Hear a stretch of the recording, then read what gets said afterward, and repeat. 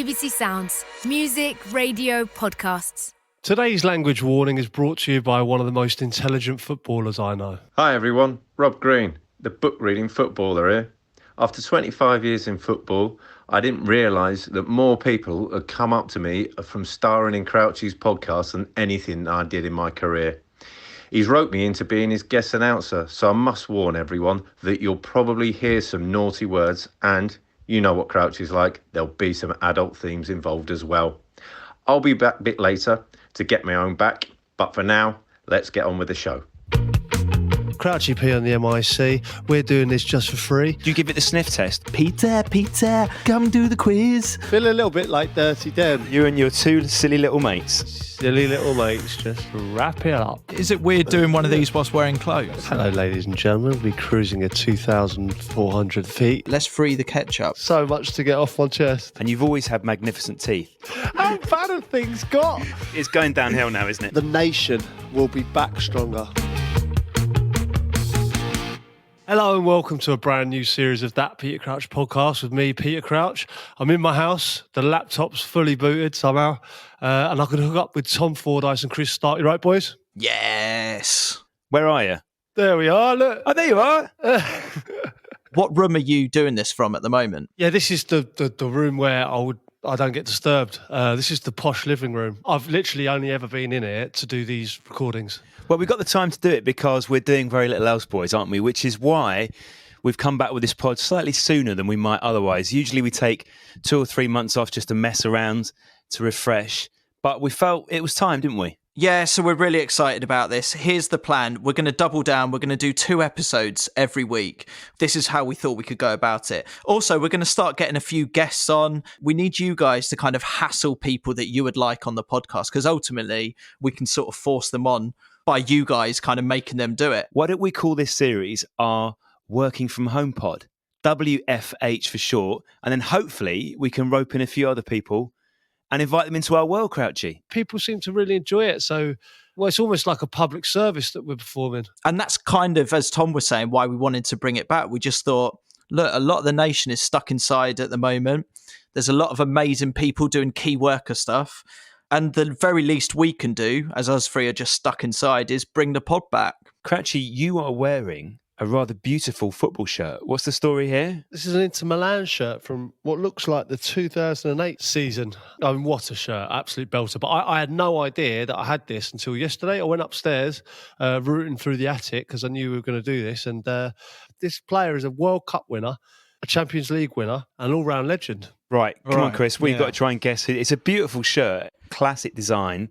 It's got Pirelli across the front, who always look beautiful on that shirt. Chris, let's see if we can work it out. Am I right in thinking striker? That is incorrect. It's not a striker. And Tom knows very well I don't swap shirts. So the fact that I have this means that I imagine that he asked me. And I know we might get an Iniesta type situation here where people might say, well, that's a lie. But I guarantee I did not ask him for this shirt. If it's a World Cup winner and it's not a striker, I reckon, Chris, Crouchy's more likely to grab the shirt of someone who is standing close to him on the pitch, which means that shirt might belong to a centre-back. This is correct. What nationality can we guess? Well, I think if I give you the nationality, I think you might just get it. But what I will say is that he was involved in a big incident in a World Cup final. Was this player also rubbish at Everton? I don't think he enjoyed his best spell of playing at Everton, no.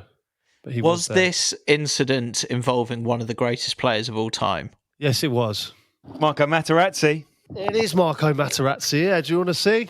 Here's the thing that puzzles me, Crouchy, because when you played Inter Milan, when Liverpool played Inter Milan in 2008, Matarazzi got sent off after about half an hour. It's not impossible that Matarazzi, as he stormed off the pitch, has ripped his shirt off and thrown it to the ground, where one of the Liverpool substitutes, Mr. Peter Crouch, has reached down and picked it up and thought, I'll have that. Yeah, that's so true, because this story is changing dramatically. So the impression I got at the start was that you're not in the business of getting people's shirts, whereas actually the truth of it is now looking that he probably hasn't even got your shirt. Like, he couldn't be less arsed. And what's happened is someone's just picked up that shirt and given it to you.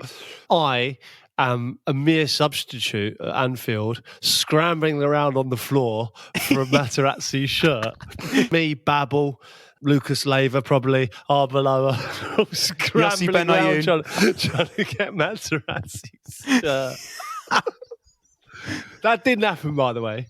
Has a swapping of shirts even happened? What are we in now? 2020? 12 years ago, would have got this shirt.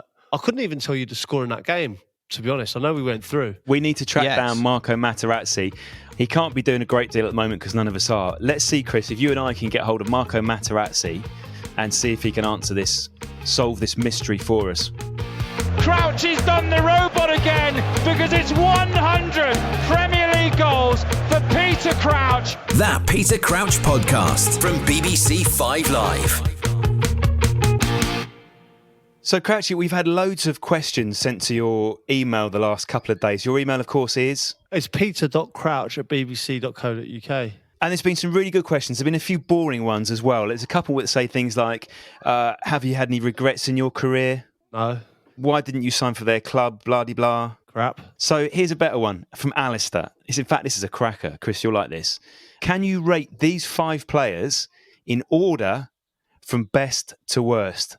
Okay, so each of their players in their prime. Zinedine Zidane, Fat Ronaldo, Ronaldinho, Paul Scholes, Xavi.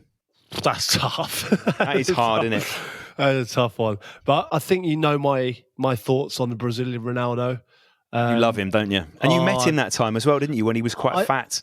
We shouldn't call him Fat Ronaldo. I think this is what I'm learning. People like yourself, Crouch, and I've seen other footballers say the same thing. He has put on a bit of timber. However, anytime you say, I've made this mistake. I once put a tweet out calling him Fat Ronaldo, and then Daniel Sturridge, of all people, stepped out of nowhere and laid into me about it.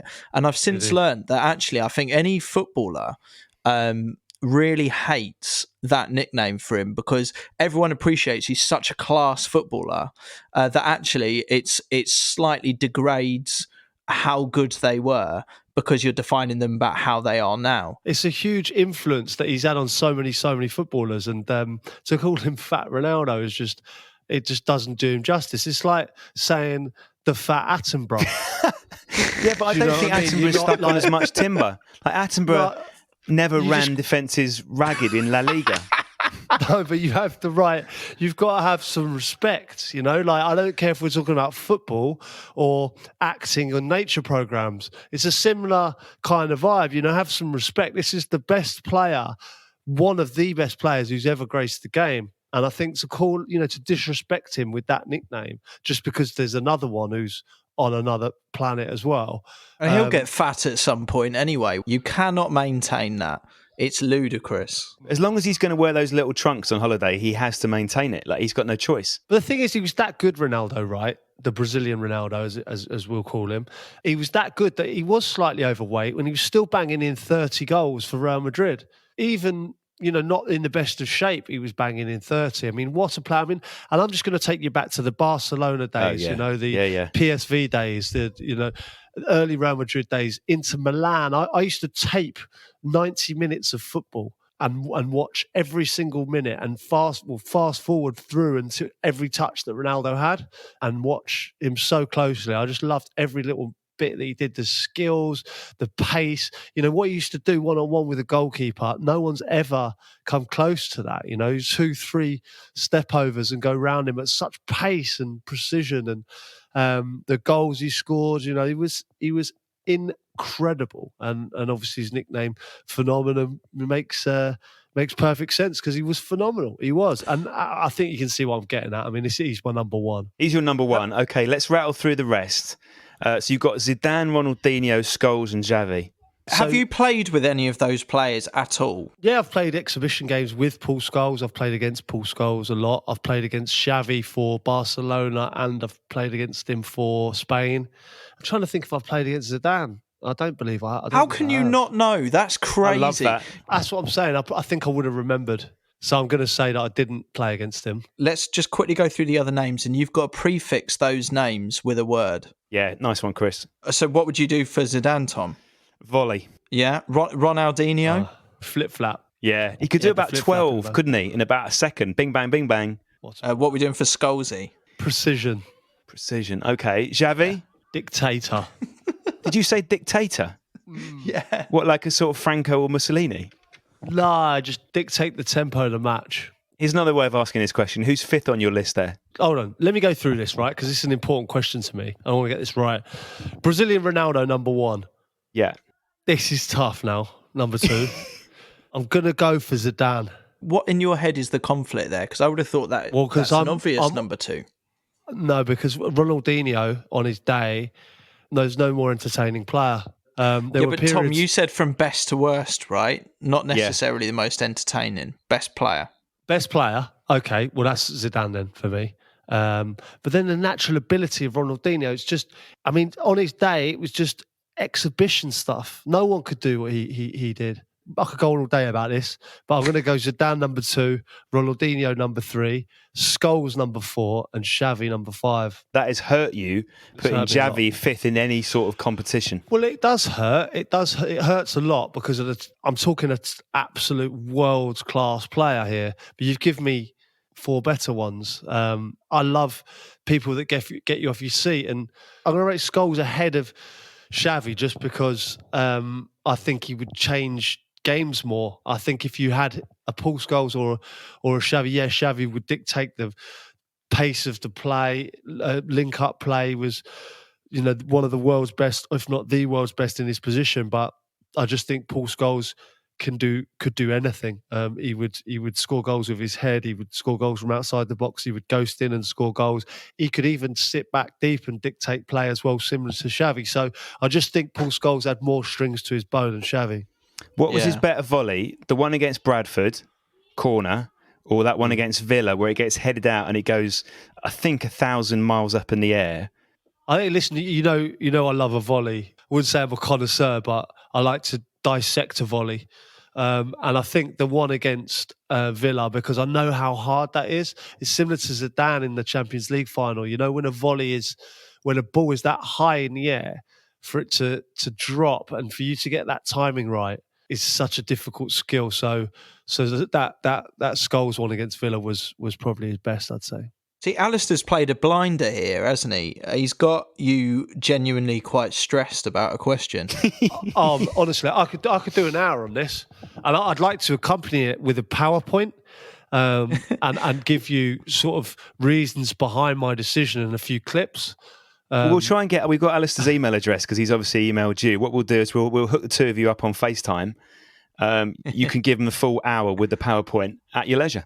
The only problem with the PowerPoint is I tried to download PowerPoint today and my Google Chrome's still not up to date. Why were you trying to download PowerPoint? Well, yeah, my little girl's learning about PowerPoint and stuff and like making a presentation. So I couldn't even download it, let alone make one. Okay, Crouchy, we've got a email from Lewis. He wants to know, what's the worst ground you've played at? The worst change rooms I've ever been involved in have been at Brentford. They're just so small. I mean, the ground is in a row of houses, but I love playing at Brentford. And I think I played a County Cup final there when I was a young lad, and it was one of the best memories of my life playing at Griffin Park. So, and I love the fact that there's 4 pubs on the corner of the ground. As a fan, I reckon, I don't know if you've been to Griffin Park, it's an absolute beauty. I think one of the pubs is closed at the moment, but yeah, there's 4 pubs, one on each corner. One on each corner, isn't it? And then when you go through the turnstiles, it's one of those ones when you go into the away end, it's got 2 tiers. If you're on the bottom tier, you go through the turnstile and then you look up and the goal is like the whole of the goal is in front of you because there's about 6 steps. It's amazing. Brilliant. You're so close to it. Well, that's the thing. I love grounds like that. But you know, from a perspective of being in the team, the change room's horrendous. I mean, you can't fit in there. You just cannot fit in there, a whole team. Having said that, I absolutely love the ground. It's like Loftus Road. It's something that's close to my heart, although it's quite a tight ground. But I think that's what football grounds should be. And I think sometimes they can be a bit soulless places now. They're not really like that anymore, are they? Especially the big new ones. But I'm going to go from a point of view that somewhere I hated going, I never got any change. I scored the odd goal there, but I was never comfortable. And that would be the Reebok Stadium, Bolton. Hated going there. You know, centre halves were always like rough you up. You knew you'd be in for a game. Remember playing against Zach Knight and Gary Cahill. The stupid flag when they scored. Kevin Davis or Kevin Nolan used to fucking bang one in. They used to like them stupid fireworks, and that fella run up and down with the touchline with his silly flag. I used to get a little bit of abuse there as well. And you're warming up, you used to get a little bit of grief from them. Credit to them because they were, they were brilliant at that time under Sam Allardyce. Right, we got an email from Adam. My mum thinks Crouchy is the stunt double for Philip Schofield's legs in the advert where he performs freestyle football tricks. She's adamant that it's you because she recognises your legs. Is she right? Yeah. What footballer has ever been compared to Philip Schofield in the leg department, do you reckon? My legs are similar to Philip Schofield. Do you know what I think this might be? Can't be a compliment, is it? But in the advert, he is wearing black jeans, I think. And Crouchy, you love a black jean. I do like a black jean, yeah. Big fan. I'm going to admit, no, it's not me in the Philip Schofield advert. Philip Schofield, he was one of the early poster boys for keeping your hair grey, wasn't it? Like there was a point where men of a certain age wouldn't want grey hair, but it's sort of him and Fabrizio Ravanelli who made it acceptable. Yeah, I feel like Clooney changed the game in that department. Clooney did, yeah. Willis for bald men, wasn't it? They're just an absolute game changer, Bruce Willis. Yeah, Willis. Yeah, he's carried off that big time, didn't he? You see all the people at the minute in isolation shaving their hair. That's not for me. That's a worry for me. The haircuts, Chris. What are you going to do? Did you get one? Did you get one in quickly before it finished? Yeah, I'm all right. Here's the thing. I'm just thinking grow it out. But when I was younger, everything was just, it was like a 2 all over and that suited me. So I'm quite easy going and going back to it. What's your situation, Crouchy? What's the plan? Yeah, my situation is I'm going full growth. I don't know if you can see. I've not done anything to the barnet at all. And I haven't shaved either. I might just keep going with it. I'm going to come out like Yeti.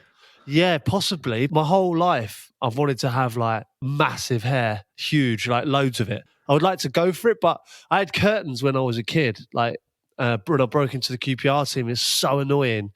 As a player, especially a player that heads the ball a lot, I just couldn't do it. And I could never go for the Alice band or the ponytail really while I was playing. But now I'm not playing. I feel like I'm just going to go for it. And especially this isolation, no one's going to see me anyway, really. So let's do it. Well, this is great news, mate. So are you going to grow the beard out as well? My beard's a bit, as you can see, like I haven't touched it now. And it's just a goatee. I mean, there's nothing grows around the sides. It just I assumed grows. you shaped it. Not honestly, all these years. Yeah. It's like a baby's cheek. Yeah, let's grow it out. So Crouchy, if you commit to this, grow it out and just promise right now you won't cut or shave anything, right? Anything until we're all allowed back out. Yeah, no, that's what I want to do. Let's do it. Amazing. Yeah, because we can get updates on this. This will be great. Something to do, isn't it? The thing is, we can watch it grow. How bad have things got? Jesus, this is only the first one of the new series, and we're already down to watching Crouchy's hair grow. Watching a goatee with no cheek hair grow.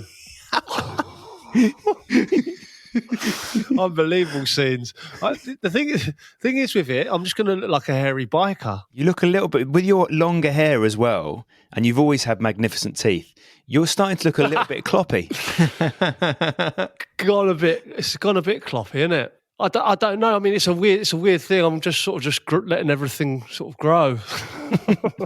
Right, boys, we've had a question from Liam. I like this one. It's a question to all three of us. Liam says, do you keep your ketchup in the fridge or the cupboard? Oh, this is a big question. Big question. I do not like ketchup in the fridge. It's too cold on your chips. Yeah, not a fan at all. I just don't get it. Sometimes you have a bacon sandwich and you have a cold ketchup on it. It's just outrageous. Never been a fan of it. Having said that, I always find it in the fridge. Ab's a big fan of the fridge ketchup. I thought it had to be in the fridge. I'll be honest with you here, boys. Really? I put it in the fridge. Yeah, no. I thought it has to be in the fridge. Well, no, if you're telling me it doesn't have to be, I'll free it. Free the ketchup. It doesn't want to be in a fridge. Wait, does it ever go off? Can it get? How long does that shit last? I've never seen. Have you ever squeezed the bottle and got mouldy ketchup? We'll die before ketchup would. There's a theory, Chris, that manufacturers of food want us to keep food in the fridge because you are more likely to eat something that's in the fridge than in a cupboard because you get it. You look in the fridge more than you look in a random cupboard. Your claim is, Tom, that Heinz are telling you to put the ketchup in the fridge because then it sort of lights it up more and you're more likely to eat it. That's the trick they're playing at. Yeah, whether it's just Heinz, whether this is like universally done across food stuff. Like there's loads of stuff we put in. Like you don't need to put eggs in a fridge, do you? No. There's no need to put eggs in a fridge. Root vegetables? Yeah, all my veg is in the fridge. Same. Fruit doesn't go in a fridge, does it? So why does veg need to be in a fridge? Oh, this is mind-blowing stuff, isn't it? We should get Lloyd Grossman back on to go through the fridge and just I'm sure he knows. That makes a lot of sense, that. It was Liam that sent that email, wasn't it? He's stumbled upon something here, because I've got no doubt at all a lot of people listening to this will have ketchup in the fridge. And I think what we're trying to say is let that shit get freed. Like, let's free the ketchup. Let it go. That Peter Crouch podcast from BBC 5 Live. I've been told I get to ask Crouchy anything, so here goes. Crouchy, I hope you're well, mate, and enjoying retirement. Not many people outside of football know you like to pride yourself on your physical stature and your big man persona. I remember you beating your chest in the dressing room and down the tunnel to intimidate the opposition. Only joking. I remember you telling me when you were at Portsmouth about one of the coaches trying to get you in the gym to work on your strength. How long did he last? And how's your strength program going now? His voice is extraordinary, isn't it? It's so not a footballer's voice, is it? That's not the voice of a footballer. It sounds like Lloyd Grossman. Crouchy, does he deliver all his jokes like that? I absolutely love Green. We got on really well. I think it was the 2006 World Cup. We went to a pre-tournament training camp in Portugal, and it was me. I think it was me. Might have been Andrew Johnson and Rob Green and Owen Hargreaves, who were just going out for lunch, like to the beach and bits and pieces like that. It was like a family holiday with those four lads, and we had a great time in the end. It was bizarre but funny. But Greeny's got some amazing tales, and like I say, he's very different to a lot of footballers, and I love him for that. I still think I'd be mates with Rob Green. He likes reading books. He's a little bit different. But to go back to his question, Crouchy, about your strength regime, are you doing anything at all at home? Are you getting buff? I'm not the buffest of footballers, let's be honest. And if you look at my injury record over the course of my football career, Tom, I think you probably know the stats on this, but I didn't get injured much, put it that way. And I put that down to not being ridiculous in the gym. Yeah, doing stuff and strengthening, but just not overdoing it and not being ridiculous. Yeah, but it's fascinating advice, that, isn't it? That to actually be fit, don't go to the gym, which is something that no one's ever advised me in my life. I know this is a weird thing, right? But it's the truth. I saw people smashing weights and they were unbelievable in the gym, constantly getting injured and never out on the training pitch. And I do just think, like, what is going on here? And it's ridiculous. Like, we're not there to lift weights. We're there to play football. Maybe the gyms need to be better designed around footballers. I'm sure they've thought of this. But for example, in a gym, you have a rowing machine, don't you? You might have a step machine. But what they don't have, and I never see people do it, is just like replicating footballers' movements, but in the gym. So there was this one thing I did when I was younger. I think it was do you remember the Millennium Dome, when the O2 was the Millennium Dome? And you could go there and you could test your reactions like a goalkeeper by pressing these little lights. So fun, right? That's what the gym needs to have more of. So the goalkeepers can train there. The strikers, I don't know, there should be some sort of like those punch bags you get in pubs, but there should be one for footballs that you can absolutely smash. Yes. Do you know that thing that you're talking about where you touch the wall? That is, the keepers use that now for a warm-up. So before they go out and train, they do have them. Really? Yeah, honestly, yeah. And they do. It's like, it's like bash the mole, basically. But whack-a-mole. Whack-a-mole. Bash the mole. Bash the mole. Sounds like a euphemism, that, doesn't it? Crouchy bashes the mole. Crouchy's been going to the private room upstairs to bash the mole. It's going to go in the ensuite. Mine's in the ensuite. So I bash the mole. Crouchy, if we talked before about that fantastic thing they had before the Rumbelows Cup final, which was like a sprinting race between the fastest players from each team. Oh, I love that. In the top flight. If we were to do a similar thing with press-ups, if you were to get the best press-up exponent from each Premier League team of your era, who would be crowned the king of the press-up? Shaqiri was like a pocket rocket, do you know what I mean? And he's got short arms, so I imagine he just bang out press-ups quick. He's not got far to go, has he? He could just lower his nose an inch and he's there. That's what I think. You know, I'm at a strong disadvantage. I've got arms like Linguini, and they go on forever. So it's a lot more difficult for me to do a press up. I remember being at Villa, got into a school of doing bench presses, right? And I sort of got sucked into it a little bit. But it became a little bit depressing. Obviously, like the people that I was doing it with, Dion Dublin, Darius Vassell, J. Lloyd Samuel, Lee Hendry, Gareth Barry. And, you know, they can be quite daunting places, I think, gyms in general. And when someone's smashing out like hundreds of kgs on the bench press and then you've got to take it all off, he's like, it's a bit depressing. A bit depressing. So I was like, oh, you know, forget this. I'm just going to go out and practice a bit of two-touch or something. Where do you stand, boys, on the noises that some people make when they're in a gym and they're lifting the weights? I'm not a fan of it. Nah, not for me. People come in with their own gloves and things like that. And there was one particular player, and he brought all his own gear in, and he had like all the ladders to go through the through in the gym, and he basically took up the whole gym. I thought, signed a player here, wow. And then the moment he got dropped, all the ladders went. It was never to be seen again. It was like obviously to impress the manager, and then the moment he got dropped, he was like, "Oh fuck this." Going back to the Rob Green thing very quickly, can we not just get him on every week asking a joke? Because the delivery on that one earlier, for any comedian to have to say "only joking," sort of defeats the point of the joke. But I'm wondering, can we not just get Rob Green on every week and maybe he just delivers one more not joke? Let's keep it real for the next episode. Bum bum bum. Bum, bum, bum, bum, bum, bum. Crouch going for the spectacular. Oh, what a goal from Peter Crouch! That Peter Crouch podcast from BBC 5 Live.